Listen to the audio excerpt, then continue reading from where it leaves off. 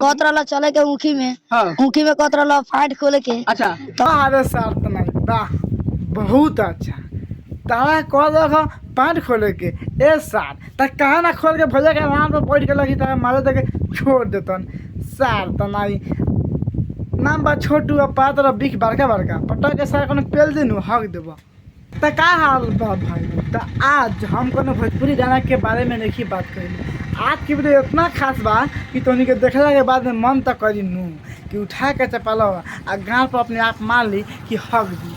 तो भाई लोग ने वीडियो के दिल दिमाग में मत ली हो कि हम बहुत ज़्यादा पेल दिल बानी।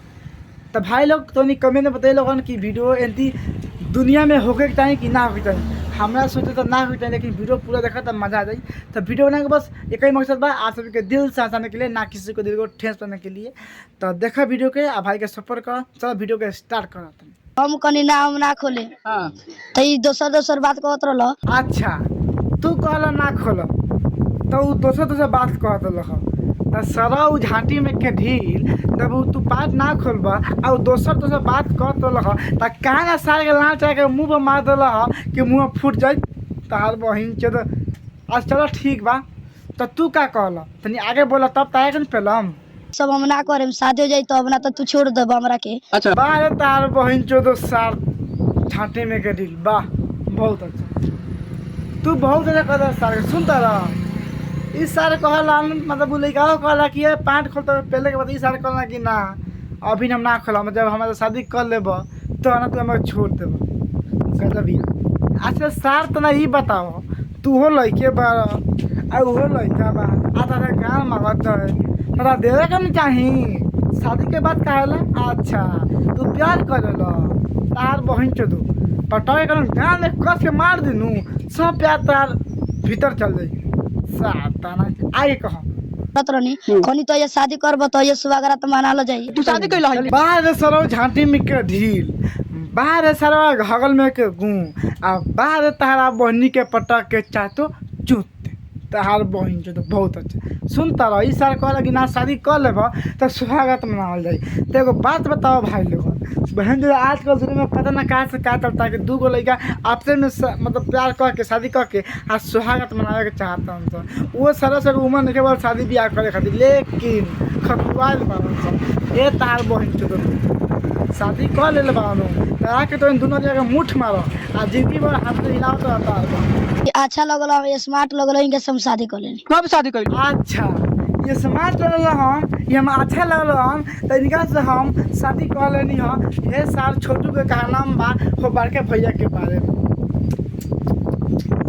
मतलब बहन चोत गाँव जाने के लिए इतना शौकीन हो आओ मेरे पास बहन चोत मान लेता हूँ पटक के मारा चोत बहन नहीं सॉरी बहन चोत कहीं क्या मतलब ए भैया तू क्या चाहता रहो पटक पेल दिखाओ तार बहिन चलो स्मार्ट लगल हम अच्छा लगल तो शादी कर लेनी तार के लार चटो आज कितना दिन से प्यार रखा? 2-3 साल से रहलक। 2-3 साल से प्यार। अच्छा सुनता लोगन सार के 2-3 साल से प्यार रख वो सारवा से। तो एगो बात बताओ भैया ना तो बहन चोत अरे सारा लड़ चट बहन चोत क्या कही यार बहन चोत वीडियो बना के मन ना करता लेकिन एकनी के वीडियो सामने आ जाता तो फटा के पहलाओ के मन करता था। अठुआ जी बजे के कॉल रहे भाई दोनों आपस में शादी करके पहले पहले के काम करता हूँ वो हाथे से। सो तू तो लड़के शादी कर लेला पीछा से होई और कहाँ से? सुनला भाई लोग रिपोर्टर साहब पूछता रहन कि इनका बाल बता लिखा कहाँ से हुई उस सार कहता रहन कि पीछे से हुई। अब देखो आजकल दुनिया में ऐसे न हो गई बा कि सारा पीछे से भी लड़का हो सकता। अरे कुछ भी यार